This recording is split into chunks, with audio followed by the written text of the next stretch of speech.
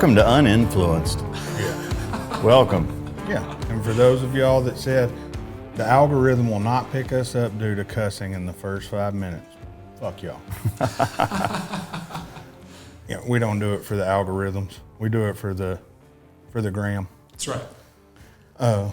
As you guys can see, we got a new sign, which shout out to...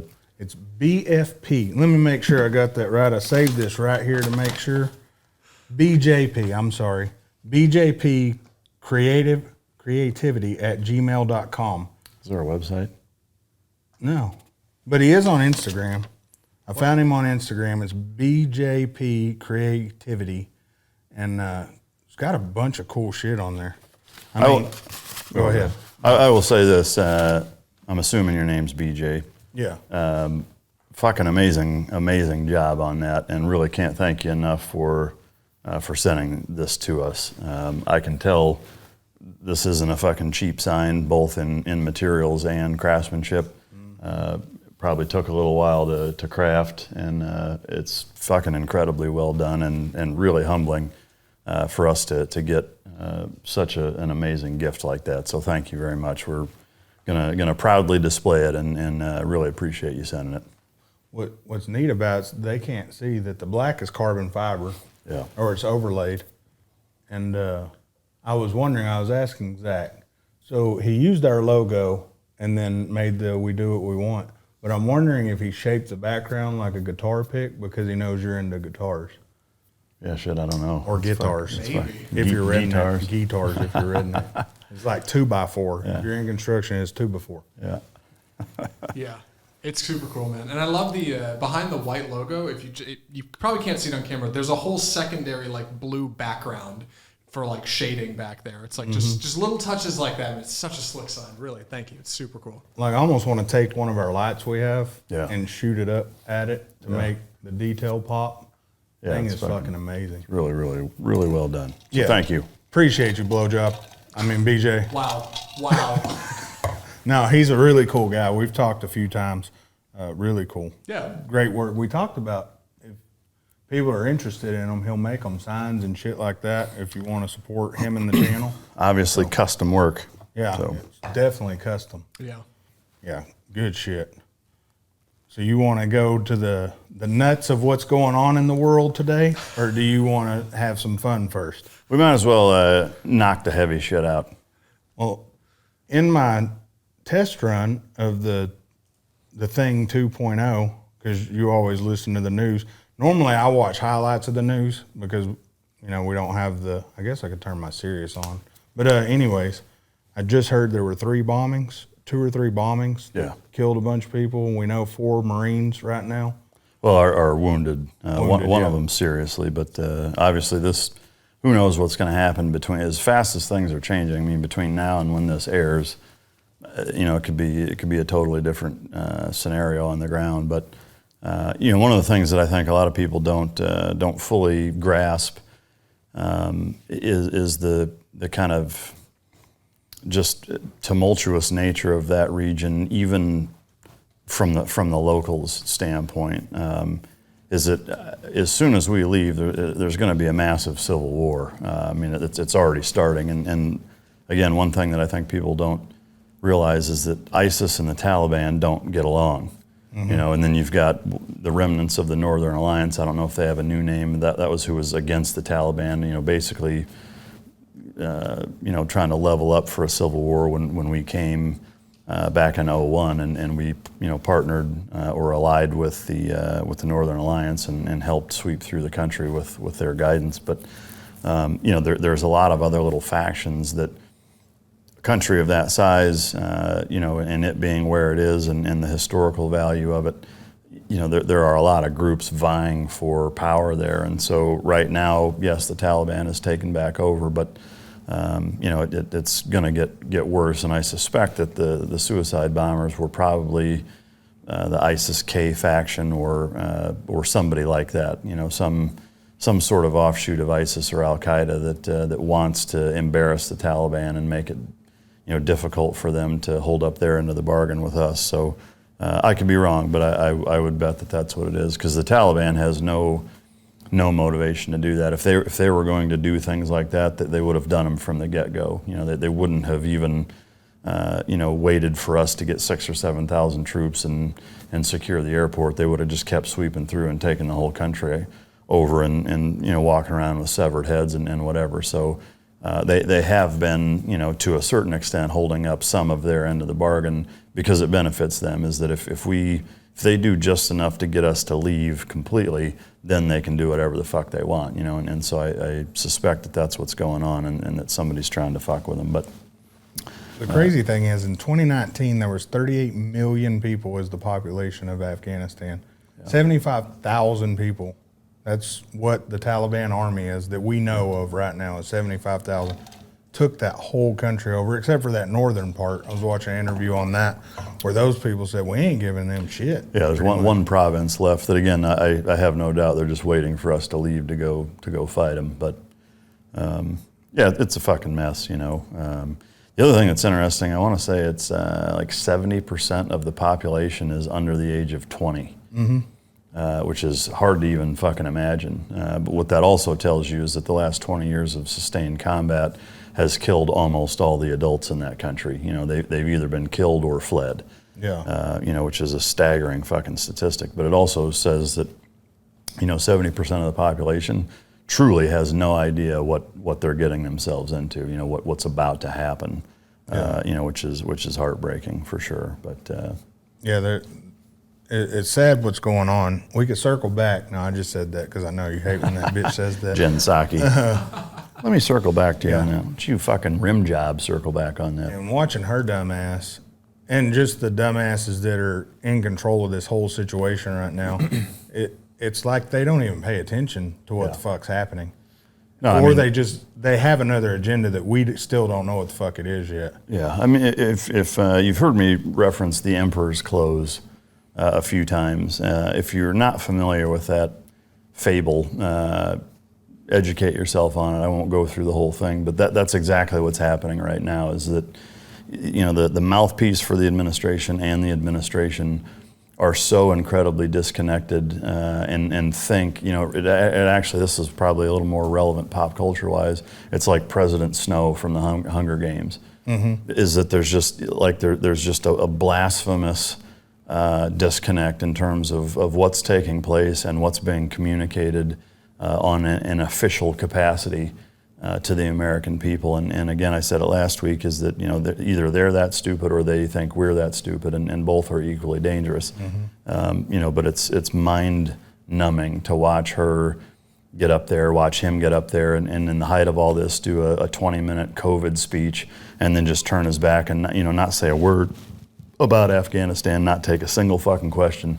It just the fact that so many people are still putting up with it, at the levels of government that could actually do something about it that quick, that aren't, is troubling.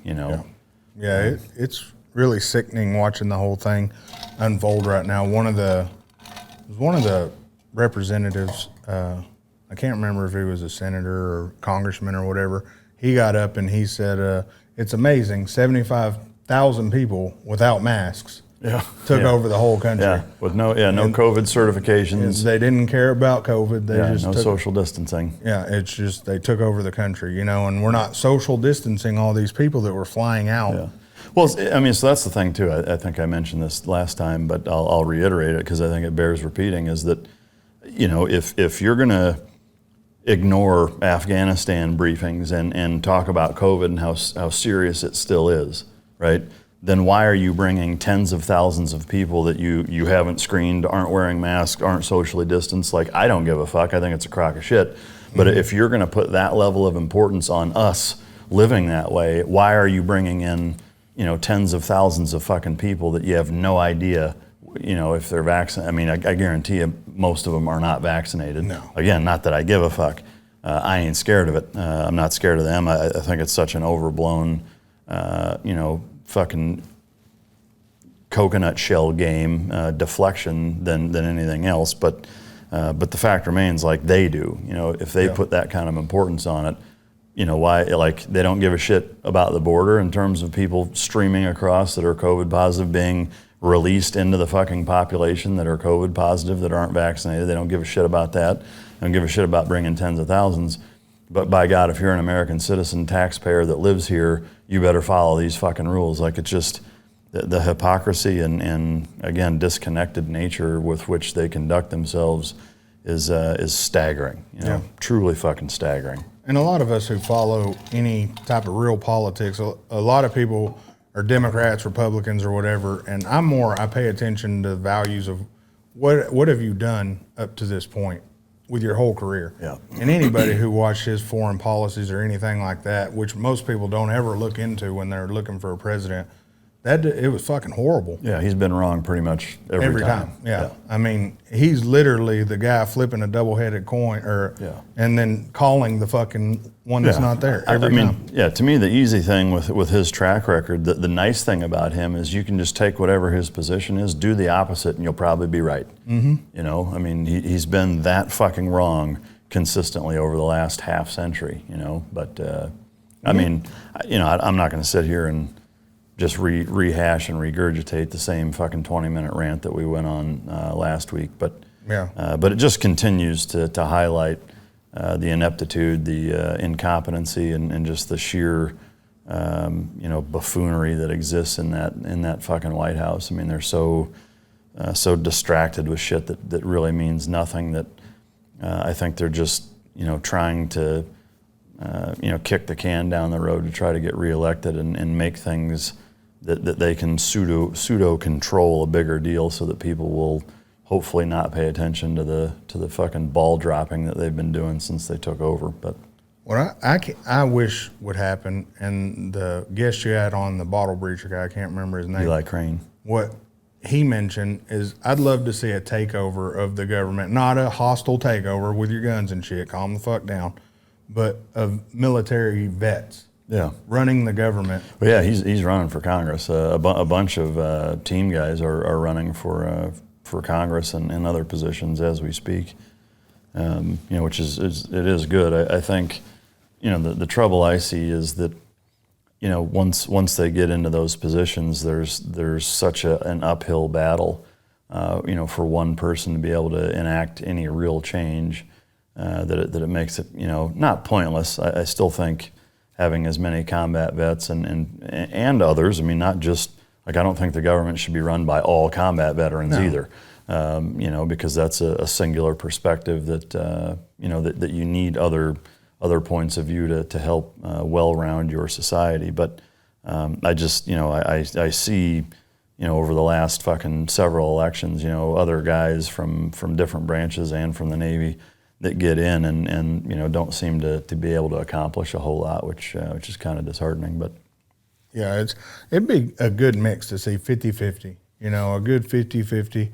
And I wouldn't even care if it was just like we changed the party lines to where it's 50% that are vets who have been to war and been through the shit and seen all kinds of shit, or been through the military side. Some of them may have never seen war, and then you have 25% that are Democrat, 25% that are Republican. That'd be the perfect mix of I mean, you imagine that floor when they're sitting there arguing back and forth. Someone stands up. How about I just beat your ass? Yeah, and be like, I agree with you. Yeah, no, I think there should be more kind of raucous accountability. I mean, strangely enough, or ironically, Great Britain has a more lively fucking debate on their house floors or whatever the fuck they call it.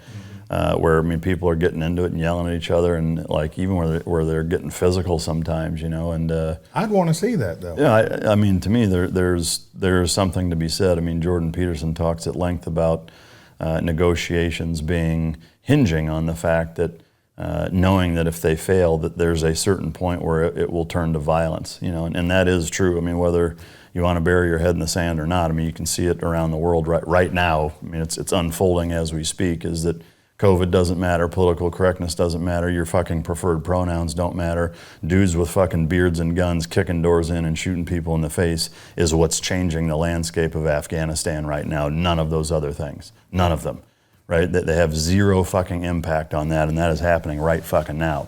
And if you think it can't happen here, you're fucking mistaken, because it absolutely can. And if things keep going the way that they are, it damn well may. But it's just, again, I think too often, that's forgotten about, and people just can't see the forest for the trees and are distracted. But yeah, people forgot how the country was founded, and we've talked about it. You erase history, you're gonna just fucking repeat it.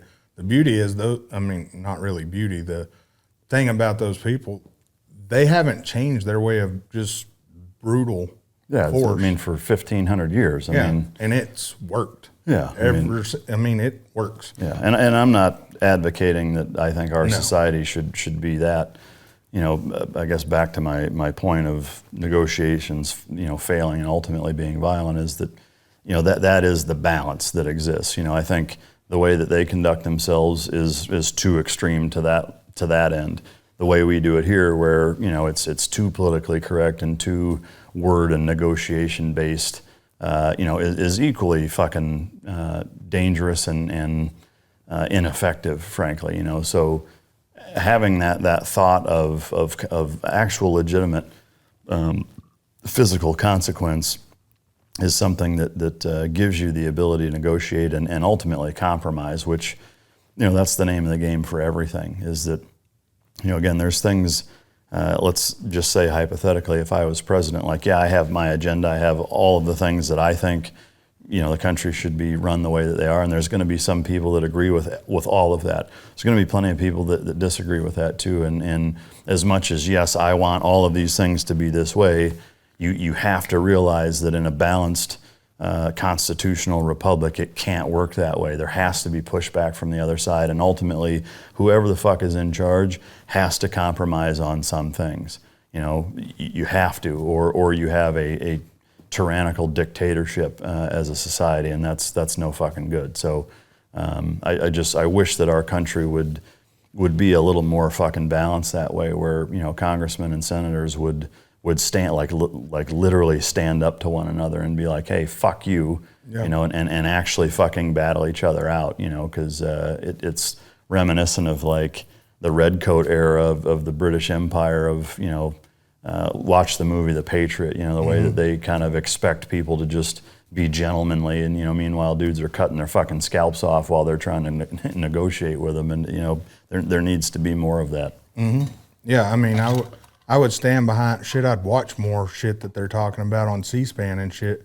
If you would show me some pay-per-view it, passion, pay down half the national debt. Yeah, but passion, show passion for what the fuck you care about, for what your constituents voted you in for. Show some fucking passion. Show some balls. Yeah, I mean that's the thing. People ask, what can I do about it? And admittedly, there isn't a lot. Shy of, to me, the answer of, well, you got to vote. It's like, okay, well, that's fucking 3.5 years from now. Yeah. Or even the midterms, that's next year. A lot, obviously, you can see in the last 2 weeks, a lot can happen really quick.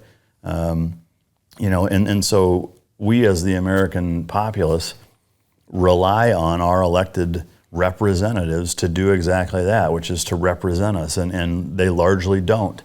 And that's the problem. So it's like when your options are, well, you can vote in a couple of years, and put somebody else in there that isn't going to represent you how the masses of whatever their constituency are, or you can overthrow the government. It's like, those are two shitty options, that don't really fucking give anybody a feeling like they've got any real skin in the game, especially when elections go the way this last one did. There's a lot of fucking people, myself included, that question the validity of the outcome of the last few elections in terms of midterms and certain runoff races and things of that nature, when you're finding boxes of fucking lost ballots, certain places, and shady shit where they're not letting people in. And I mean, it's just, if you're doing it fair and right and with a value system, you shouldn't need to hide anything. You shouldn't need to try to stamp out election audits and call people conspiracy theorists if they want to double check the election. To me, that screams guilt. But it's a tough fucking spot to be in for our country. There's no two ways about it. In my new book, Unfuck America, which is the name of it, I'll go ahead and say that. It is. I've got the cover art all done, and it's ready to rock and roll. So it'll be coming out soon. But I talk a lot about that in there and our election system and my thoughts on that. I mean, the Reader's Digest is that I think people should be kind of summoned for office and not give people the ability to run, and that removes the narcissists that want power, and it also removes the election money correlation that seems to corrupt fucking everything, But I mean, we saw that with the FDA shit right now. Yeah, I know it's fucking terrible. The head of the FDA or the chairman of the FDA board used to be the president of Pfizer. Yeah, I mean, so yeah, but yeah, I mean, which we knew that, and we the people have to realize we're probably going to keep going backwards till we're strong enough to push forward. Yeah, everybody's going to have to get some balls. The real question a lot of people are asking: when are you running for office? I won't be. I get asked that fairly often. Is that hey, have you thought about? Yeah, I've thought about it, and that's as far as I've gotten. I really have no desire to hold any public office for the simple fact that the way that it's done, in terms of opposition research and teams of people trying to motherfuck and catch the other side and drum up some fucking scandal that they can manufacture or create, I think is a shitty thing to put a family through, and I just like I don't want to put them through that. And again, like if I will caveat that with that's me not chicken shitting my way out of it. It's very simply is that if I felt like if I ran and actually was elected for anything, whether it was Congress or anything above that, and thought that I could actually change something, I would do it in a heartbeat. I would even take the downside that comes along with it in terms of dragging your family through a bunch of bullshit. But I don't see that happening. I mean, how many people have you seen that were good fucking dudes and chicks, that ran for office? Sometimes get elected, sometimes don't. But where's the net gain? What's the net positive? Nothing. Look where we're at. Yeah. So I'm not naive enough and arrogant enough to think that I'm different. Like my idea. Like no. The problem is the system and the process. That alienates people that actually do have good ideas because it goes against the status quo and the system that's been in place and corrupt for a couple of fucking centuries now and just continues to get worse. And so to me, like I'm not going to put myself and my family and the people that I give a shit about through all of that for nothing. If the system was different and we had the ability to actually change it, yeah, sign me up. I'd fucking do it in a heartbeat. But it's not. So to me, it's just not worth it. It's to me, it's the risk versus reward, and it's not worth it. Well, if you ever change your mind and you put me down there as one of your people, I will go fucking kneecap some of them hoes for not listening. What's your position going to be on the Mike Ritland ticket, Matt? Fucking one of your people. What is head that? kneecapper. Yeah. All right. Yeah. I love it. It's my cabinet secretary, the head kneecapper. Yeah. Sure. Yeah. Fucking mafia style. Yeah, just walk in. So, do we not agree on this policy? My friend, I'm going to ask you again. We don't agree or we do agree? Exactly. Perfectly reasonable way to run a country. It is. Yeah. It needs to get back some of that shit. Force works. History shows force works.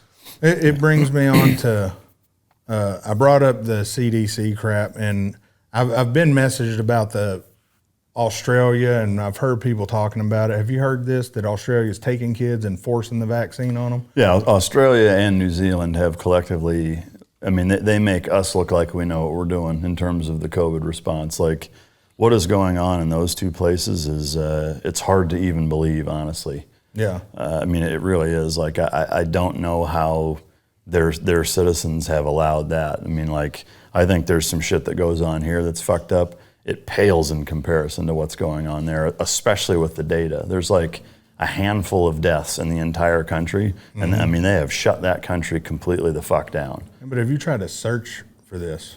Yeah. I have, and it's like, no, I know. It's hidden. Swept like, under the rug. You can find it on like Kangaroo News and shit, like some weird shit. AussieNews.com. ThunderDownUnder.org. Yeah, you don't see it on any of our news stations sharing the shit. No, I know. Yeah. You know, and you would think with the way they need to be trying to hide some shit right now because you guys fucking suck. you'd think they'd be, we're bad. We left all these people. Look what they're doing to these children. Yeah. You know, you'd think, and homegirl could be like, let's circle back and look at Australia. Yeah. So. Yeah, I mean, it's crazy to me what's going on in those two places. I mean, seeing some of their officials briefing what their kind of mandates and guidelines are is it's fucking unbelievable, man. Yeah, and some of the school systems now to get away from because our governor here in Texas basically said if a school mandates masks, your ass will go to court and they will sue the school system, the state will, or take your funding, or both. Yeah. And so what some of them did was their lawyers found a loophole to make it part of the dress code. Yeah, I know. So it's not a mandate, it's just what you have to do. Yeah.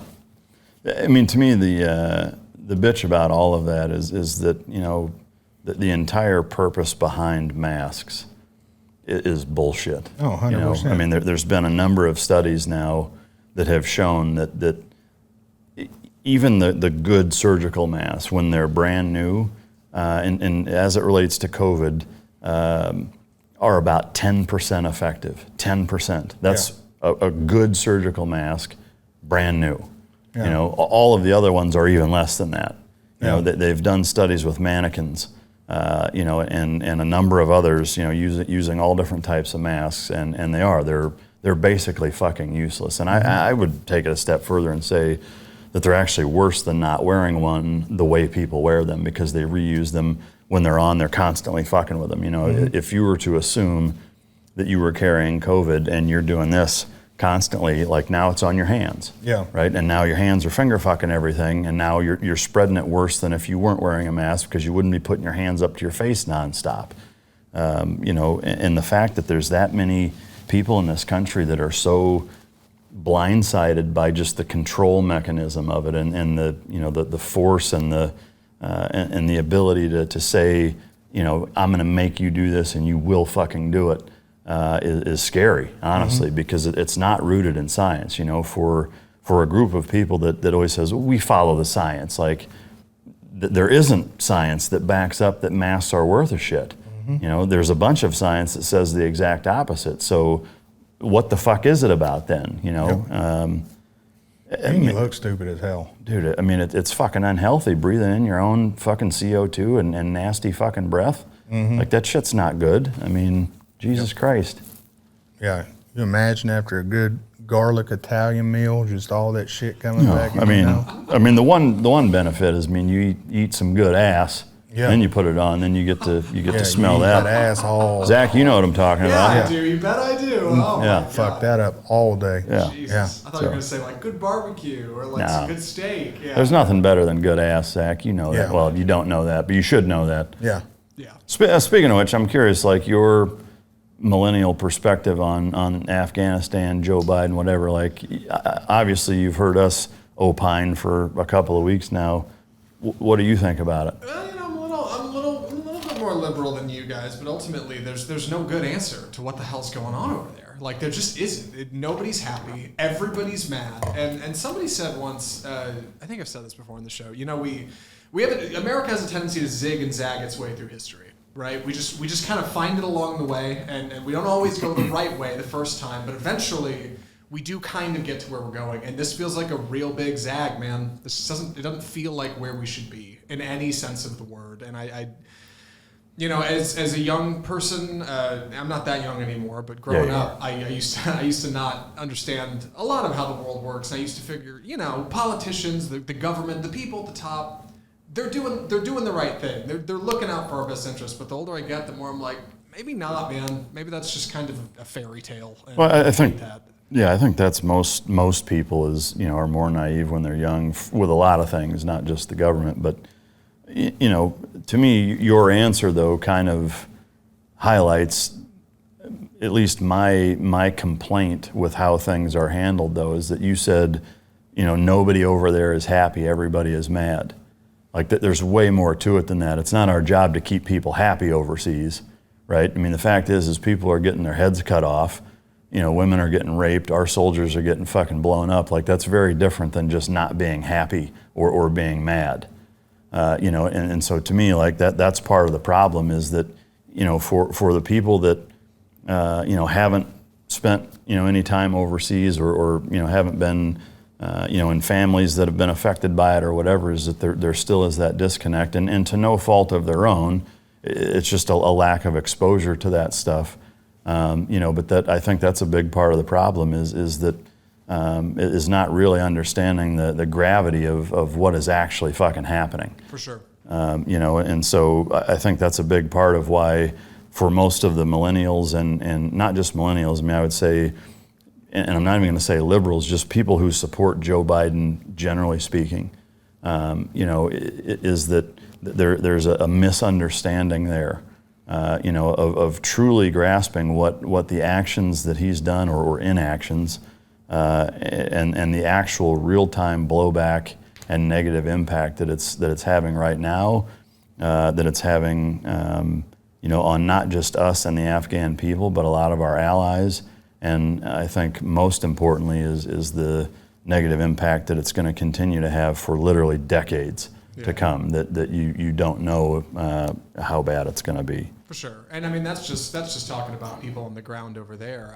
When we talk about what's going on here in America, it's a whole other ball of wax. I just mean let me ask you this. Maybe you don't want to reveal it. Did you vote for Biden? I didn't. I'm assuming that some of the people that you hang out with did or are staunch supporters. I do know some people my age that did vote for Joe Biden. Yeah. So so to me, I would ask. I'm not asking you to speak for them, but that's the group of people that right. I would love to say, okay, you voted for this guy. What do you think? I think for a lot of them, it's a bit of a head in the sand thing, right? I voted for my guy. My guy's in. I don't have to think about it for 4 years. Yeah. And that's the worst possible solution. That's worse than voting and keeping up with somebody. And I think that's exactly what it is. Part of this country wants to focus on their jobs and their phones and their lives and not look at the bigger picture. And for a lot of us, we shouldn't. Ignorance is bliss. But the fact is, somebody's got to run this stuff. Somebody's got to tackle the big problems. And we can't just expect how old is he? 90? I mean, he's 80. 80-year-old man to fix it for us. I mean, that's absurd, right? I mean, it's crazy. It's crazy. Yeah. So I don't know. If that's my hot take from the millennial corner of the world, at least the ones I know. Yeah. No, I mean, I appreciate the input for sure.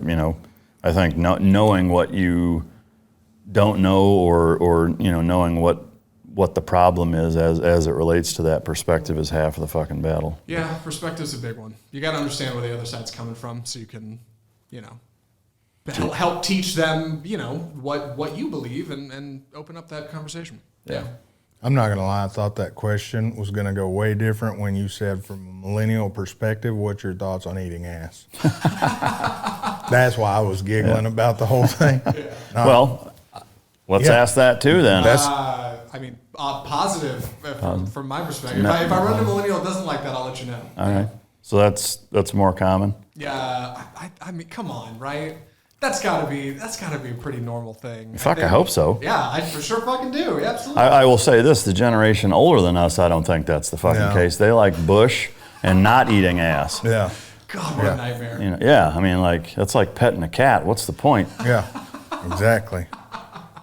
The motherfucker bites back and you don't know. That's right. Yeah. Yep. So one other thing I noticed, and it kind of ties into what we were just talking about with our government and the way things are, and this will kind of show you how life's been transitioning through the generations. I was going through, because I go through Facebook and Instagram and look at all this shit. Well, I'm a member of our area page just to kind of see, because it's a fucking shit show. It's a train wreck watching it. And someone asked, what do you do if your kid's getting bullied? And one person's like, well, you need to call the authorities. Yeah. First off, to that person, and if you do watch the show, you're a bitch. The cops don't need to worry about your kid getting picked on in school. No, it's your job. That's your job. Your job is to raise a girl or boy that can fend for themselves. Because at the age of 18, the way we're supposed to raise our children, you can raise them into college, but at 18 years old, they're adults. They're able to make decisions and vote. Yeah. Do you want them voting on, oh man, he's got some good shit to say, but man, I seen his Twitter and he was picking on somebody. Yeah. Yeah, no, I'm not voting for this guy. bullying stops when we have balls. Bullying's been around forever. And always will. Always someone bigger. Yeah. There's always someone badder. One thing that's real fun to do is learn to talk shit. You can get out of a lot of fights making a bully look stupid. Yeah. You know? Well, the other thing too, I mean, you already said it, I'll expound on it, is that, calling the authorities is not the right answer. Getting involved yourself also isn't the right answer. When I say it's your job as a parent, it's not your job to fix it. Your sole fucking responsibility as it relates to that is to teach your child how to deal with it. That's it. And then they have to deal with it because they're going to have to deal with it. And if they grow up not understanding how to deal with it and depending on you or somebody else to get them out, guess what? Like, you're setting them up for failure and to be needy and dependent on somebody else the rest of their goddamn life. Yep. And that's way more how it used to be. Myself as an example, I got the fuck beat out of me when I was in high school. I got jumped as a freshman. I've talked about this in my first book a fair bit and on a number of other podcasts. I won't beat that dead horse, but, my dad's response was, you're going to go back to school and you're going to fucking deal with it. It wasn't, I'm going to march right down there and no. He was like, yeah, that sucks, and I feel for you. You've got to figure out how to fucking deal with it. And he was right, and I felt shitty about it at the time, like, what the fuck? I'm thankful, very thankful that that's how he handled it, because otherwise I would have run to somebody else every time I was having a fucking problem, and that's a shitty precedence and standard to set. What else we got on the fucking? We got any fun shit? Yeah. Sorry, one of my employees was asking stupid questions. But yeah, I do want to say one thing on the bullying. If you look at our history, it comes down to you people being bitches about bullying because you baby your kids too fucking much. Yeah. And we're dealing with it now. Our army isn't as strong. People are going crying to, you go in and, man, that guy yelled at me. I don't think this is cut out for me. Or parents. Yeah. Calling their congressman because the drill instructor was mean to my fucking son. I'm going to tell you right now, there's words that you should be able to take. The F word, if you're gay. 8, being called a homo. If you're black, there's things you're just going to hear. If you're white, there's shit you're going to hear from other people. Let it roll off your back, and that word has no power. We've said it many times, but the grand scheme of things, take it, build from it, get stronger. As a man, as a woman, be stronger. Defend yourself. Learn to defend yourself. Teach your kids to defend themselves. I'm not saying go to school and stab a motherfucker, but I'm going to tell you, as a grown-ass man, if you open hand slap another fucking dude, you can shut a whole motherfucking conversation down real quick. You teach your kid about 5 or 6 years old, you just walk up to little Billy and you can just lick the back of your palm, slap the fuck out of that motherfucker. I guarantee little Billy will shut the fuck up. You're either going to start a fight, yeah, you're going to shut him down, or the two of you are going to be fucking. Yeah. It's one of those three. Or become best friends and fucking. Yeah. But yeah, start raising your kids to be tougher and stop calling the cops for every fucking thing and stop calling the principal because y'all are being bitches and you're making your kids bitches. Can I real quick? I got a quick question to add to this. Mm-hmm. What do? You get a call from the school, another parent, whoever. Slap him. What if your kid's the bully? Yeah, whip his ass. Yeah, I beat his little ass. Then you take care of that on the parent side. Yeah. No, I mean, that's you go to school and you say, I apologize on behalf of my son because this is my fault, because I didn't raise him to fucking know better, and I can assure you that this will get fucking handled. And then you go home and you fucking handle it. Yeah. 100%. That's the only way you handle that. Or you take the kid that he was bullying, some motherfucking pictures that will embarrass the shit out of your kid. Blackmail him. Yeah. You let that little motherfucker bully him back and teach him the shit. We're pro bullying on Uninfluenced. I love it. No, I'm pro teaching a motherfucker how not to be a bitch. That's true. Yeah, but if your kid is that person, you need to do something. You took it too far. That's right. You went too far. Yeah. Well, you've got to. I mean, to me, your kids are reflections, and I'll throw myself in this category. When your kids do things like that, you've got to reevaluate what you've done as a parent. I mean, plain and simple is that you brought them into this world. It's at least half of your fucking genetics, and it's your influence and raising of that child that determines that. Now, granted, there are other factors that are outside your control that sometimes affect things that that no matter what you do or how you do it, things maybe don't go the right way, and that does happen. But still, at the end of the day, you're fucking responsible for them. So you have to do what you have to do, just like with dogs. Just like a boss with his employees. Like if you're in that position of authority, then it's on you to fucking handle it. Yeah. 100%. My daughter got bullied by her two cousins. They were both boys. I remember her coming into my room. She was probably 8, 9 years old, crying. Maybe she was 10. And I'm like, what are you crying about? Oh, so-and-so hit me. Okay, why are you in here crying? Oh, he hit me and he wants this toy. Well, I'm going to tell you right now, you're grounded if you don't go in there and punch him in the face. What do you mean? You ain't going to get bullied. Yeah. So she walked right in there, punched that dude right in the face in front of the grandparents and everything. Grandma comes in there and yells at me, hey, why'd she do that? I said, I'm going to tell you what. And the dad's coming in of the two boys about that time. So I'm going to tell you what, your boys ever touch my daughter again, I'm going to beat your fucking ass. Yeah. And if you ever raise your voice for me teaching my daughter to stand up for herself, my daughter ain't ever coming back to your fucking house. Yeah. That shit never happened again. Yeah, because you ain't going to pick on, my daughter's going to go stand up for herself. Yeah. But that's just the society we live in. I didn't want my daughter getting picked on. Yeah. For sure. When a kid on the schoolyard says, my dad could beat up your dad, you always want to be the dad that could beat up the other dad. No, sure. I want to be the one underestimated. Like, you show up, whip your dad's ass, show up and fucking turn him inside out. Yeah. Right. What was that? Yeah. What was that you said? Yeah. Nowadays, though, all you got to be is in the top 2%, and most of the dads be talking about, I'll tell the principal. Yeah. That's right. You fucking little bitch. They call the cops on you. So, I don't want to fully get in. We're going to start getting into some fun. All right. A little bit of cool shit. I don't want to get into the full thing till we do the review on the Thing 2.0. That's right.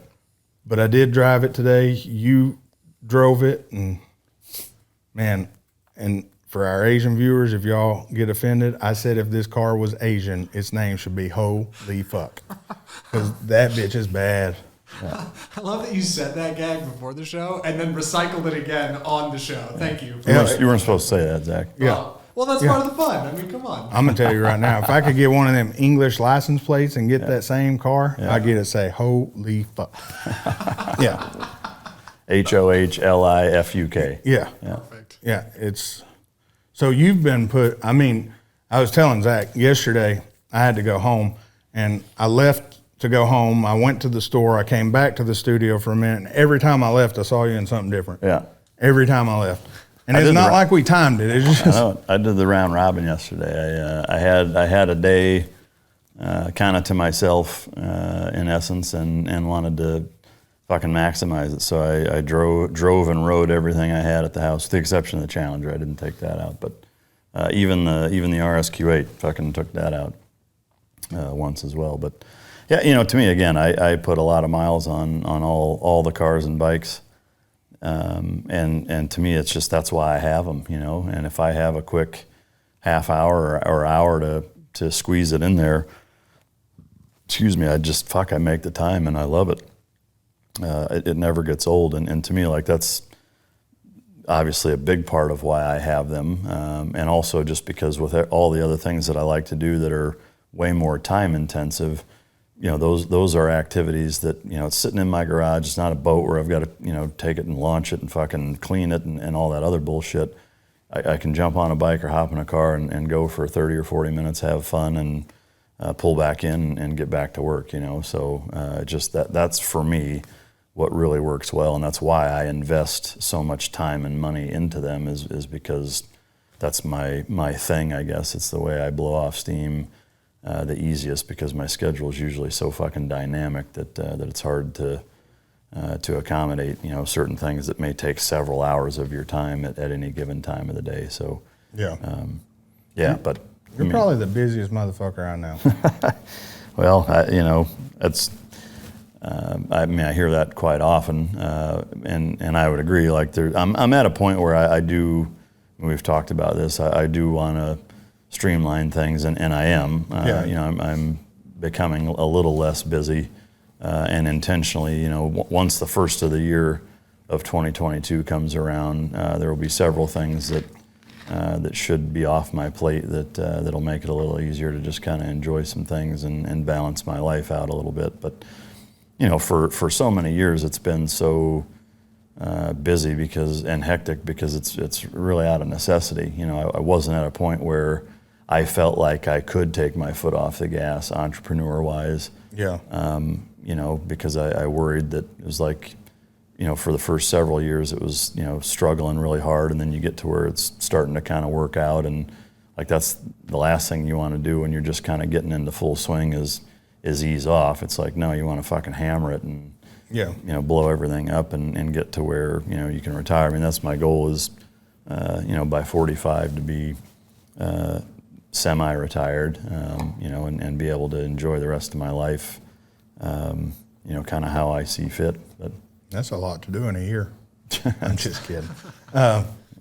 Yeah, I mean, you got a lot of cars, you put in the work. I remember when we first met, you didn't really spend money on yourself. It was all going back. And I mean, I'm not saying I caused you to spend all this money, but no, I'd say you're a big part of it. We had a huge talk though about you got to reward yourself. And, but let's get into the nitty gritty of 2.0. Yeah. So this is Mike's new car that we haven't revealed on the show yet. That I replaced the Cayenne with. Yes. All right. Yeah. Yeah. As basically my daily driver for the most part. And, again, to replace the Cayenne. The Cayenne, like I said in the review, it just wasn't for me. It wasn't enough of an experience to really warrant spending that amount of money on it and keeping it. So I shit canned it and got the Thing 2.0. And I will say I could not be happier with the Thing 2.0. In every way, it really has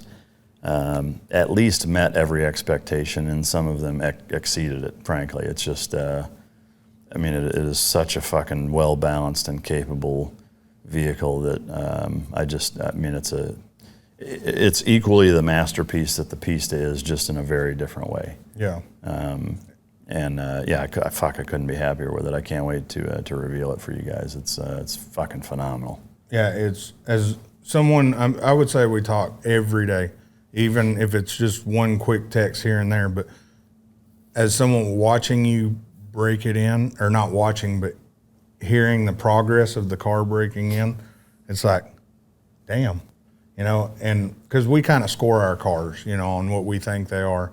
And I watched this thing go from like a 8.5, then to a 9, then to and then now that motherfucker just, and it's you basically have, I wouldn't say Jekyll and Hyde. I don't know how the hell to put that, because you have. No, I would say that's a really good way to put it. Is that for what it is, and this may kind of give it away, but fuck whatever.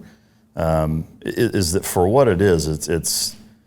It's almost laughably practical for what it is. Yeah. The things that you can do with it, that for what it brings to the table performance-wise, you cannot do with any other car in that level of performance, and not even close, really. Yeah, no. So it is a very unique car that way. And if you want to be not noticed and just fucking go about your day, you can absolutely do that, or you can go fucking toe to toe with really any fucking thing out there, that's stock or slightly modified, even a lot of the American muscle cars, not to say that it's not one, that are modified, it still will absolutely fucking handle them, and to have that kind of balance, all in one vehicle, to contrast the Pista, for me, is fucking perfect. Like those two vehicles are the perfect mix. Now,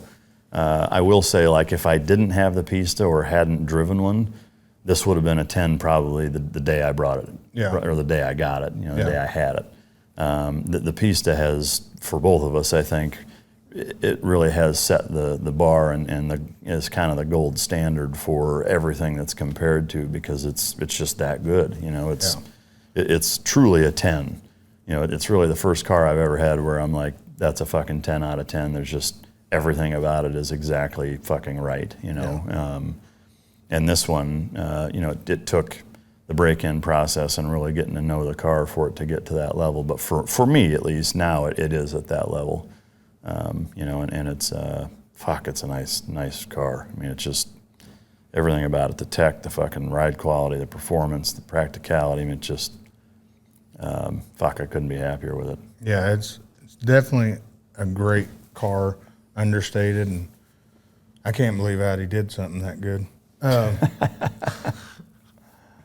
But yeah, it's really good. And yeah, like the Pista, the stuff, it's weird because the older we get, the more we like tech, which you would think is the total fucking opposite. Yeah. You would think the older you get, you're like, fuck tech, you know?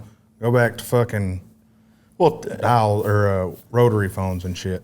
I mean, to me, there is an element of that. As an example, the SF90 or like the new S-Class, the fucking Tesla, to me, that there is such a thing as too much. Too far, yeah. Yeah, and those are all examples of that. Like, and to me, that's what I love about this is that it's very, very neatly arranged and organized. You know, it's masterfully engineered in terms of having all the tech that's helpful and easy to use and benefits you in your day-to-day and for what a car is used for, but not so much to where it's overwhelming and it's like, fuck, I got to take a college course to figure out how to run this fucking thing, you know, or go get your goddamn pilot's license, you know, to figure out how to run it because it's like a goddamn cockpit in there. It's just everything makes sense. It's very intuitive, super helpful, really fucking comfortable.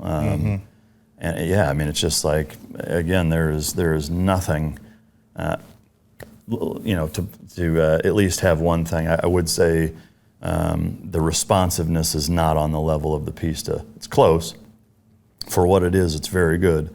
There is nothing out there like the Pista in terms of how responsive it is when you push on the gas pedal for it being a twin-turboed fucking V8. No. Nothing. I haven't felt anything. Yeah, I mean, and I've drove a lot of cars. You've drove a lot of cars. Yeah, there's nothing that compares to that fucking thing, responsiveness-wise. You know, It feels naturally aspirated. And you know, it's a double-edged sword, and then that car, you know, does ruin pretty much everything else. You know, it makes you compare everything you drive to that, and then not appreciate it as much, even though there's a lot of really, really solid, good cars out there that, again, if I didn't have that or hadn't ever driven one, that I'd be super happy with, you know. But I would say the Pista ruined a lot for me. Yeah, I was very happy with a lot of my cars till I agree with that. Yeah. till that motherfucker. that is. I mean, it's a masterpiece, absolutely. You know, Yeah. But, And the new one is, I would definitely say, up there. yeah. Exhilarating to drive for sure, and more controlled than I thought it was going to be. Yeah. Honestly. Well, yeah, I mean, it's so refined, and that's where it contrasts, I think, to the Pista so heavily, is that it's almost the opposite that way. Like, it's super smooth, super refined, really controlled, not really playful. I mean, you can, but you got to work, you know, to get it to break loose or to be a little bit fucking squirrely that way. And you know, and again, like, because if I only had one car, I'd still take the Pista. Like, you know, one car to have fun with. Yeah. You know, like, yeah, I'm still going to take the Pista. If I only had one car to have, period, I would take the thing 2.0 because of how practical it is, you know. But, you know, to be able to have both, I mean, sometimes I wake up and walk out into the garage and have to slap the shit out of myself to even realize that this is fucking real, honestly. Like, I don't know how I've become as fortunate as I have to be in that position, but to be able to experience both is awesome, because, you know, the day-to-day is still an amazing car that I enjoy the absolute fuck out of driving. But jumping in the Pista on, you know, nights or weekends for a special occasion drive, you know, 2.0 doesn't take anything away from that. It still feels special. Yeah. You know, so it's a really, really neat contrast to be able to have both of them. But yeah, and they're both good looking, both great spec cars too. Yeah. When is this thing going to be broken in so we can do a video on it? I mean, it's fucking, honestly, it's pretty well broken in now. Probably until you go balls deep in it. What, another 200 miles? Yeah, but I've got almost 800 on it. And most people say 1,000. I mean, the manufacturer says 3,000, which I'm just not going to do. Yeah, fuck that. To me, thinking of it pragmatically, what has been done with it, and I've been very strategic and calculated in how I've broken it in into, like, the first tank of gas, I drove it really easy, just very, very normal, not stepping on it at all, half automatic, half manual, not going above 4,000. And then the second tank of gas, just a little more aggressive, more in manual, just kind of going up and down the gears, not doing those miles on the highway, doing most of them around town where I'm going up, first all the way up to 8 and back down, and upshifting and downshifting, and engine braking and getting the revs up closer to 5,000. Still not jumping on it, So then at that point, it had several hundred miles on it, and then progressively each tank of gas, each 100 miles, I just got more and more heavy into it, just gradually, but still, trying to vary speeds and gear changes a lot and whatever. And I did notice in this car, unlike really any other car, I mean, I've done this with every other car, didn't really notice any difference. In this, you could notice a braking in feeling where it's running smoother and smoother and better as it gets more and more miles on it. My take is with doing all that the way that I did it now at 800 versus 1,000, is there going to be any more benefit to 1,000 really than there is at 800? Probably not. I don't know how there could be. I would like to wait until 1,000 to launch it. I think that just makes sense. But who knows? I mean, to me, like, at this point, it's broken in enough to fucking reveal it, Yeah. Yeah, it's a bad bitch. Let me see if I got any more car shit real quick. We got some questions over here if you need to. Go ahead. Okay, can I take one out for you? Yeah, do it. Either of you baseball fans? I was growing up. Baseball's in a weird spot right now because their viewership's down. Because a lot of younger audiences and a lot of people who go towards more active sports find baseball's boring, right? Because baseball is one of the only sports where the players on the field set the pace of the game. Nobody's going to tell the pitcher, hey, you have to pitch now or the clock's going to run out. Nobody's going to tell, like, the guy on second base, you got to catch that ball in this amount of time or it's over. It's not like soccer or basketball where it goes back and forth. What I want to know is, do you guys actually enjoy going to baseball games live? Because I do. It's a great hangout game. It's a great dugout game. Baseball's great in the movies. And what could they do you think, to maybe make baseball more interesting for fans who are too busy sitting on their fucking phones? Any thoughts? Let them start whipping each other's asses again. Yeah. Oh, wait, hold on. Whipping each other's asses again. Oh, dude, you used to hit a motherfucking batter back in the day as a pitcher? Bench clears, fucking brawl, Beat the brawl it was on like the mound for hockey. 5 minutes. Hell yeah.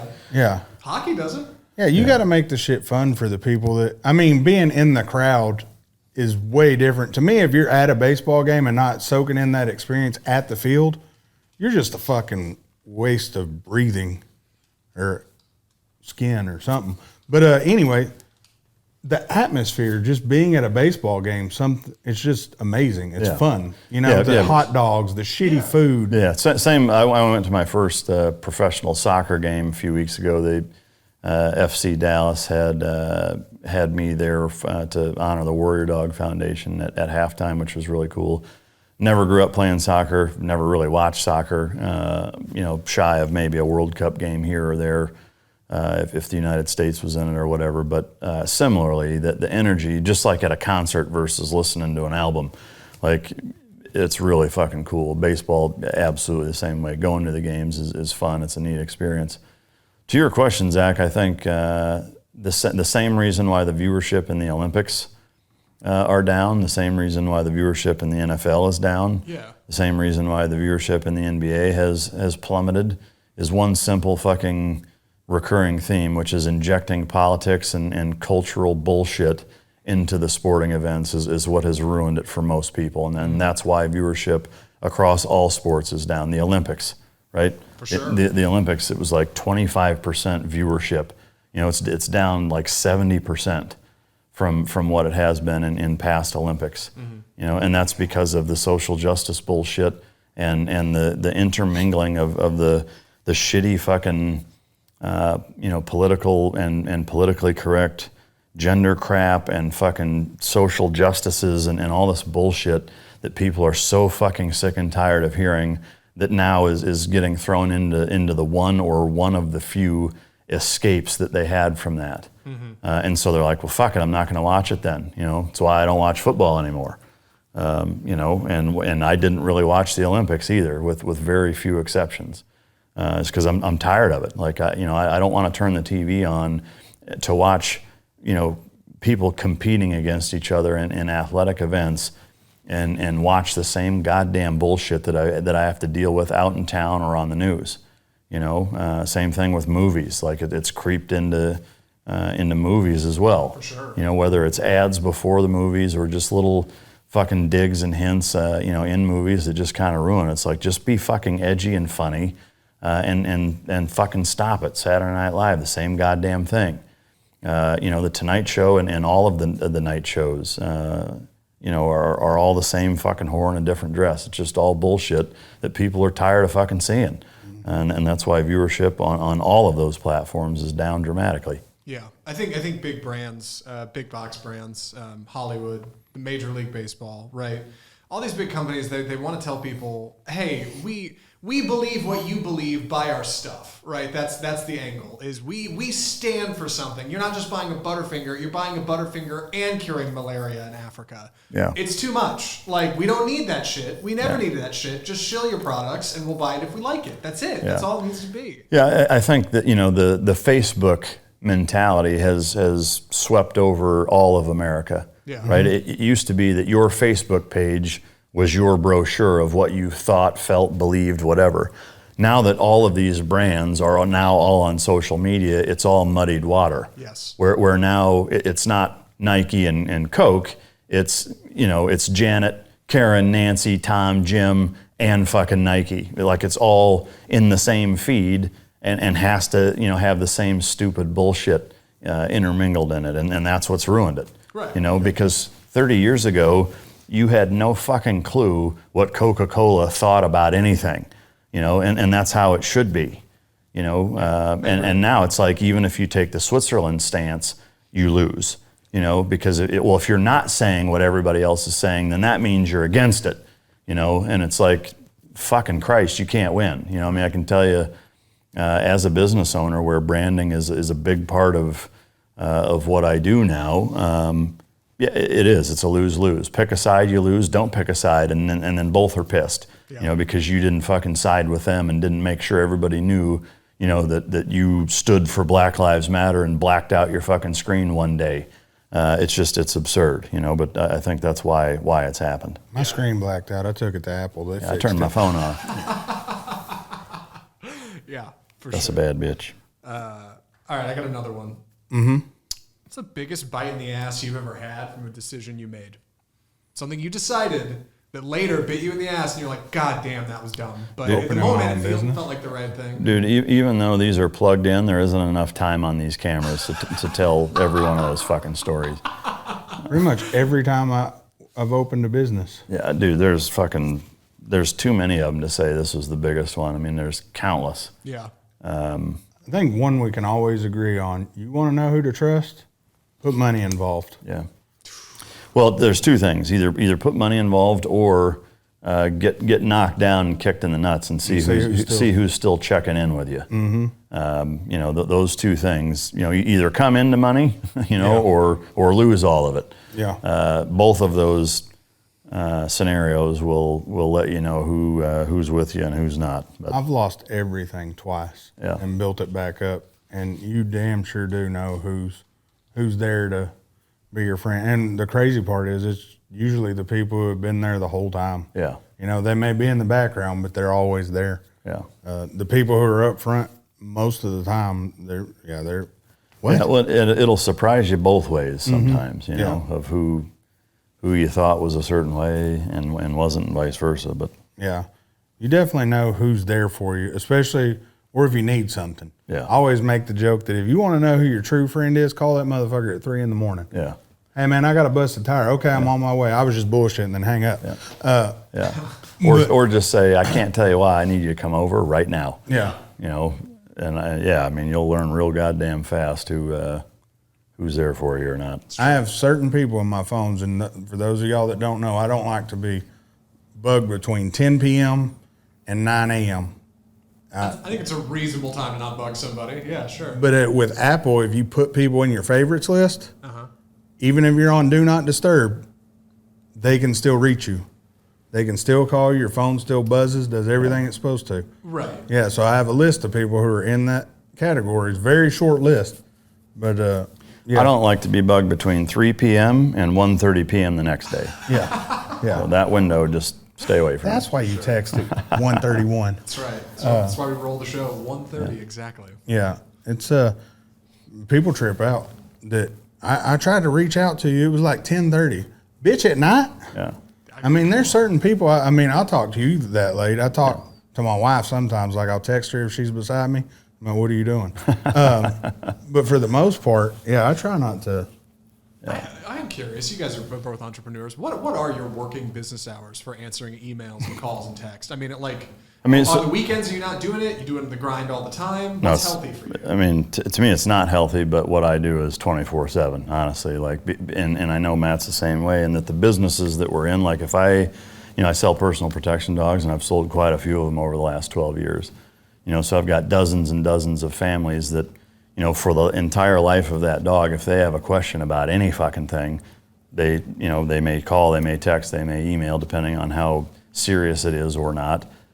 Usually it's like a health thing, like, oh, they cut their foot open on, such and such, can you take a look at, it's usually shit like that. Sometimes it's behavioral, whatever. But the fact is that, if I sell and deliver a dog at that price point to somebody, I mean, they basically have 24/7 access. Now, like when I'm asleep, I'm asleep. Like I don't keep my phone with the ringer on.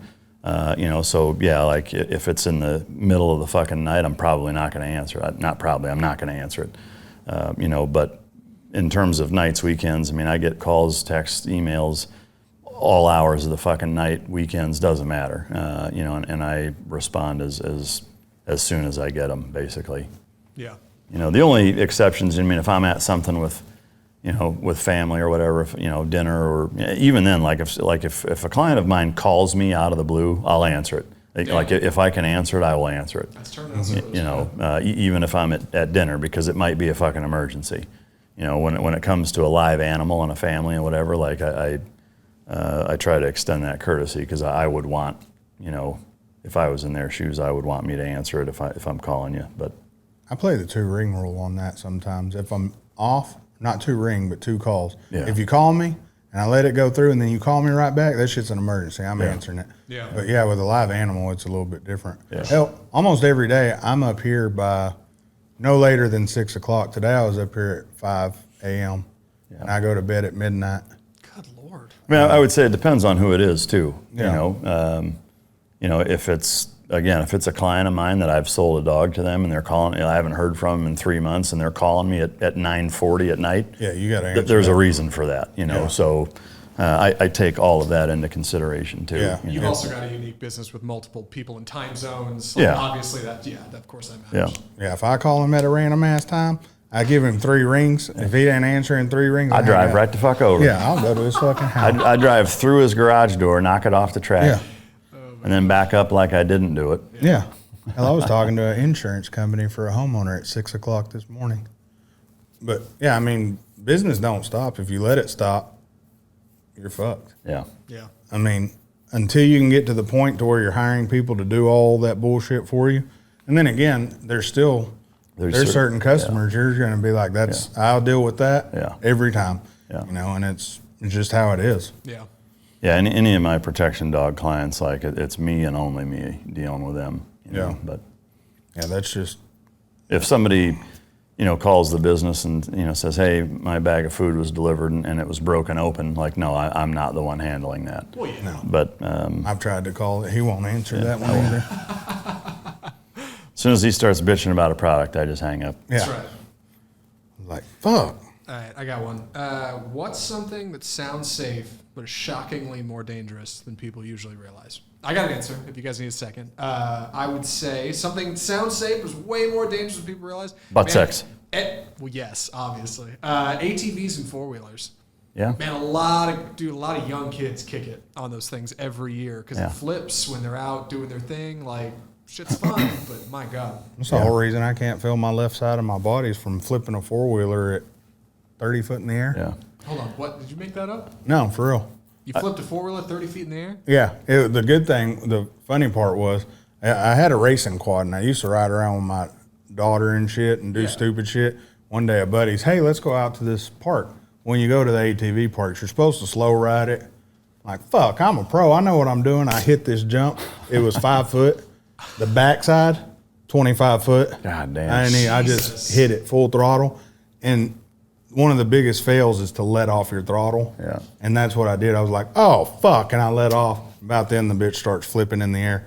It landed on me, knocked my shoe off, and still to this day, that was 12 years ago, I can't feel from right here to the middle of my ribs on this side. So I love getting my shots back here because I can't feel it. You genuinely have no sensation? Holy no. Shit. And the fucked up part was when I looked back, I thought my foot was in that shoe. Yeah. That was the first thing because I seen my shoe sitting there. I'm like, oh, hell no, my foot's in there. You know? Fuck, man. Jesus Christ. That's rough. Yeah, I loaded the 4-wheeler, drove it back to my shop, took it out. It was kind of the same thing as my motorcycle wreck, adrenaline. Yeah. You know, I loaded up, drove it to my shop, put it back in there. I go home, laid in the bed. My ass didn't get up for 3 more days because I couldn't walk. Oh, my God. It was good times. Well, yeah, I can tell. I need to buy another 4-wheeler. Do you? Yeah, I've had my deer lease, I had a line run across my neck and damn near cut my head off. I think I told y'all that before. Not on this show, did you? I don't remember, but I was moving cows out of they were coming in, and it was lunchtime, and everybody's like, oh, lunch. And I said, the kids are freaking out about these cows. I'm going to go fucking run them off, grab the 4-wheeler, fucking start chasing the cows off. Well, our landowner at the time was running new satellite lines, and you'd think it's satellite. Why does he need to run these lines? Or they were phone cables. Well, one was drooped down. They hadn't tightened it yet, and I'm full throttle, and I caught that bitch right here. And, you know, Jesus Christ. Normally you would grab tighter to hang on, but because I'd been riding, I let go. But all my shit swelled up. I hit so hard. I didn't know who anybody was in the fucking deer camp for like 3 days. We were there for like a week and a half. And my oldest brother, he's always in chat. He wouldn't let me go hunting. I thought these were the nicest fucking people I'd ever met in my life. Because I go back to camp and they're like, have you ate yet? And I'm like, no, I can barely breathe. And they seen it. And they're How like, fast oh, were you going about? Probably 30. Wow. Yeah, and they lay me down. They start working on me. They feed me, and then they're like, you going to go hunting tonight? I'm like, these motherfuckers are nice. Yeah. I get dressed, again, barely breathing. They hand me my cigarettes. I still smoked at the time. So I'm smoking, again, fucked up throat, smoking like a dumbass. And my brother goes with me, and it's the wildest shit. We take my boss's kid with us, too, in the deer stand, and they're not trying to be quiet. My ass shouldn't even be hunting that night. Yeah. They're fucking throwing shit. We got fucking deer walking up. They're throwing sunflower seeds to the deer, eating out of the stand and shit. Next morning, I killed the biggest deer that ever been shot off that land. It's the one laying on the desk in there. Oh, shit. Yeah, I shot his bitch ass the next morning. God damn. But my brother was with me, too. Yeah. And he was kind of spotting for me because he was 383 yards away on a hill walking through trees. And I still didn't know who the fuck he was. When did these accidents happen? One was probably... You were younger for the flipped ATV for sure. No, I was in my... Shit, my daughter was 7. Oh, my God. So... I thought you were going to say you were like 16 years or ago. something. Okay. And then the next one was 6 years later. Yeah. Haven't ridden an ATV since, huh? I don't know. It might have actually been the last time. That similar scenarios happen a fair bit in Iowa and all over the Midwest in the wintertime on fucking snowmobiles. Oh, yeah. Yeah, with fences. And barbed wire fences, Yeah. because you can't see them. And sometimes they're even covered by snow drifts. And yeah, kids, people of all ages, rolling fucking 60 miles an hour on a fucking snowmobile and then get clotheslined by a barbed wire fence and fucking kills them, It's pretty gnarly. But It's on my Facebook, me holding the deer, and you can see it looks like I tried to murder myself. Is it really? Yeah, Colombian necktie. I gotta go find that. Looked like I tried to murder myself. Yeah. To your question, the one thing that popped up in my mind is just open water swimming. Holy shit, yeah. Is that, a lot of people just don't think of it like, fuck, I swim in a pool or, whatever all the time. And then they go try to swim across a fucking river that looks like it's just kind of gently rolling, and they end up fucking undertow and drown. But yeah, that happens far too often. But. Yeah, that shit's huge. Like kids, family goes to the beach for the summer, not thinking about it. Kids swim out, don't come back. Holy fuck. Is there any way to train for that? Sort of. Obviously the stronger you are as a swimmer, not just like, oh, I can swim fast, but, being able to treading water with weight or with your hands up above, doing like conditioning sets that way to make you stronger in shitty water certainly helps. Understanding how currents and undertows and sandbars affect river streams and shit like that plays a big role too, because if depending on how the layout of the river or whatever the body of water is, if you understand how all those work, what spot you need to get out of it to escape it as well. What happens most of the time is, people are just okay swimmers, and all of a sudden it's like this undertow is pulling me down and I panic. And when you panic, what happens? You run out of oxygen, which builds up lactic acid, which makes you more tired and less effective, and then you end up going under and fucking drowning. So being comfortable and strong in the water, and then understanding how those mechanisms work, whether it's rip currents in the ocean or undertows in lakes and rivers, how they work and how to navigate them. But, do they train y'all for any of that type of scenario? yeah, we do a lot of a shit ton of open water swimming. We do a 2-mile ocean swim every week for time, and then we do life saving, which is basically where the instructor has all of their clothes on, you have your clothes on, which makes a huge fucking difference. You got full fucking camis and boots on in the water. That's a lot harder to swim in that shit. But anyway, so the instructor's out there flailing around. A lot of times they'll wear like body armor or weight vest to make it even harder.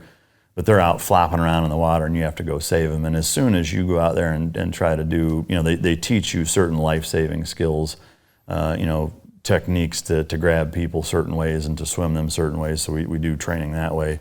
But then when you go out there, it's basically a UFC fight. Like the instructors, like now is their chance to just beat your fucking ass and get away with it, know?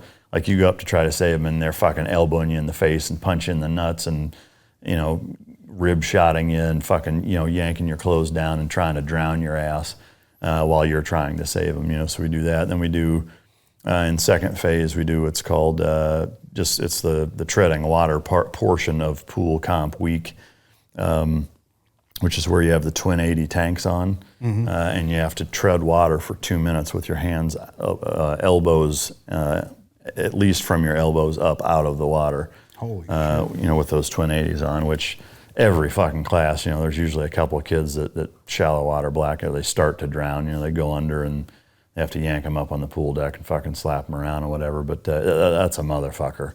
And then just, we do so much, whether it's, I'm trying to think of the fucking term, hydro recons. Hydrographic reconnaissance that we do where you're in the surf zone fucking with a little lead line, like a fucking lead chunk on a line with knots in it every 3 feet. And so you're measuring the depth and whatever, and you're in this long line, and then you write everything down and chart the depths of whatever. That's the old school way of doing it, that they used to chart, beachheads so that they, could now hand the landing force, hey, here's the gradient, the slope when the tide and current is at this level. It's going to be at 4 feet at this fucking location or whatever, so they know how to adjust their landing gear. Now you can take a fucking Zodiac with a little handheld fucking GPS thing, drive a 500 strip of fucking thing that fast. It used to take 4 hours, 16 dudes, 4 hours to chart. Now one guy in a boat can do it in 30 seconds, so. Yeah. Wow. But we would still do that training and a bunch of other shit. Obviously the SEAL teams are the maritime special operations force, so we do a lot of shit in the water, and so all of those things combined makes you pretty competent, in shitty water scenarios. But there was a dev group guy actually in Afghanistan that drowned doing a river crossing in Afghanistan. Really?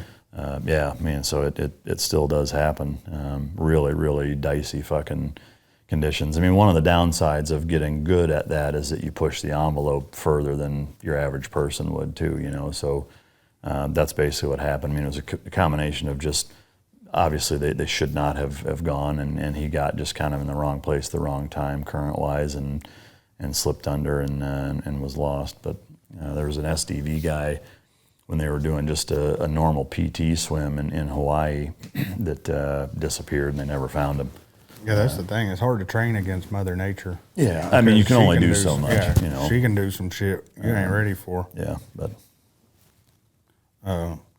So I just sent you... Yeah, I saw that. That's a fucking monster of a car. Can we... It's the... for the stream? Yeah, I'll send it to you, too. Yeah. That's what I was about to say. As we were talking, I was looking for some car news because, like I said, I've been kind of brain farting in with what's going on in the world. And many of you people don't know, when me and Mike talk, we rarely talk politics or some of the shit we talk on the show. It's mainly cars, bitches, and just, hey, what's going on or business shit. But they're talking the new twin turbo 7.3 Godzilla Ford GT. Is that stock going to be that, or is that a build? No. That's what they're saying the new 2023 could be. So right now it's a concept. Yeah. Or it could be the 5.2 Raptor R engine. I think it would be cool if they brought back the supercharged V8. I don't think they have to, again, like the Lamborghini situation, they don't need to overkill it. Yeah. But I mean, if you put what's in that GT500 in that lightweight motherfucker with a smaller pulley. Yeah, and better tune and you know, better titanium internals. rods and all that kind of shit. Yeah. Shit. Boost that bitch up to 850. Fuck. Yeah, you could bill it and build all the components of the engine to handle, you know, 12, 13, 1400 horsepower, and you could turn that into an American hypercar that will go toe to toe with any of them. You know, I wish they would. Yeah, I don't know why they don't. I'd get on the list for one of those. I mean, if I could afford it, of course. But we'll go halvesies on that. Yeah, might need a third. Zach. Yeah, perfect. I'll cut on that. Yeah. All right. I mean, hell, for that American muscle though, and if you could have the best of both with that exotic feel of the GT, we both, every time we see the GT cars, old and the new ones. Yeah. They're it's a fucking amazing. awesome car. Yeah. And again, I mean, you know, people ask like, oh, you're a fucking American vet driving a fucking, you know, it's like capitalism, you know, like I drive what's the best out there for what I want. And if America made one, the C8 has potential, you know, if they would. Here's what I hate about that, right? It's naturally aspirated and only goes to 6,000, 6,500. What's the fucking point of that? Yeah, you could take that bitch way higher. You know, so they should have made it up to 8,500 or 9,000 and then done the Z06 with a twin turbo or a supercharger, you know. At that level, then I would consider one of those. You know, the C8, the way it is right now, no, it's not enough. Yeah. You know, it's just not a good enough car. But it has potential, though. I do think if they do the Z06 right, that would be a car I would consider buying to have an American fucking supercar. But you sent me the picture of that going around the ring, wasn't you? Or the video? Yeah. Yeah, that was pretty good. Yeah. The GT Black Series, I watched a video you sent me earlier today about it. And again, it's not for the money. It's just not the car I would expect it to be. Yeah. Especially with the markup they're putting on it. Once we reveal what the thing 2.0 is, it would make sense. But bang for your buck, what that car is going for, I would say it's from 400 to, I've seen them as high as 700, but I would say $400,000 to $600,000. For $400,000 to $600,000, I'm not buying a Black Series. Well, yeah, I mean, to me, where that car's strengths are highlighted is the track. Yeah, and I'm not a track driver. Yeah, and to me, like, I don't give a shit. I feel the same way about a GT2 RS and a GT3 RS, is that if that's where that thing shines and you can't replicate that on the street, I have no interest in it. Yeah. You know, like that's why I love the Pista so much, is that you have the brilliance of that on a track out in the street in usable form, you know. I'm surprised at how slow the Black Series is 60 to 130 for what it is also. Oh, yeah. You know, like it should not be as slow as it is. Yeah. You know, but So yeah, I agree. It's a cool car, but I wouldn't. I think that wing's hideous. Yeah, I mean, I don't know why. Even if it was going for sticker, like I'd rather have a fucking Performante over that. Oh, 100%. I would get a hell, you can get a STO right now. The STOs are going for $410. Yeah. And that's with a markup. Yeah. So if you hand built your STO, $360, $380. Yeah. I mean, the STO is a cool looking fucking Lamborghini. I think the STO with a fucking VF supercharger on it would be a hell of a fucking. Yeah. And I think Nick's building one right now, or already has. Yeah. I'd yeah. do that over the twin turbo on it. But yeah, for fun, I would say still to date, the most fun car was the R8, which you had the R8, I had a Huracan supercharged. Yeah. They're just really fucking fun. Yeah. For the money, Yeah. they're really fucking fun. Get you a brand new R8, or if you have to have a Lamborghini, get you a used Lamborghini Huracan. slightly used. Yeah. Spend you, what is it, 30 grand right at? 30 grand? 40 with installation. Yeah. But Spend 40 grand and you have you a car that will put a smile on your face every fucking time you drive it. super dependable. Yeah. Revs to 9,000. Sounds amazing. Yeah. It's fast. I mean, to me, the bitch of it is it's not stock and it's still not as fast as the Pista, Yeah. But, or at least my R8 supercharged wasn't. Maybe the Huracan has a little extra. I mean, you push. can do that E85 tune where Yeah. you do the split gas, but that's a pain in the dick. Yeah, I mean, to me, that's not. And even then, you're talking probably about as fast as the Pista, right? Yeah. I mean, The only benefit is the price. Yeah. Price for it, you could get, I would say, what, $250 for an R8? Yeah. All the way with it done, which isn't horrible for the realm of cars we're talking about, Yeah. guys. We're not saying $250. That ain't shit. No, that's a lot of fucking money. Yeah. Or you can get AMG GTR like I have and fucking spend 10 grand and make it fast as fuck. yeah. But again, the R8 is more fun to me than that. Other than that, Zach, you got any other questions? I think I'm set, guys. Yeah, I'm good. I'm not gonna lie, I need to piss so bad. I really piss a lot, or need to piss a lot during the show. Guys, we really do appreciate all of y'all tuning in, watching, listening. Go check out BJP Creativity on Instagram. Thanks again. Yeah, thing's fucking amazing. Guys, make sure to check us out on Spotify. Hit the likes. Thank y'all for the love on the last week's show. And fuck off. Peace, bitches.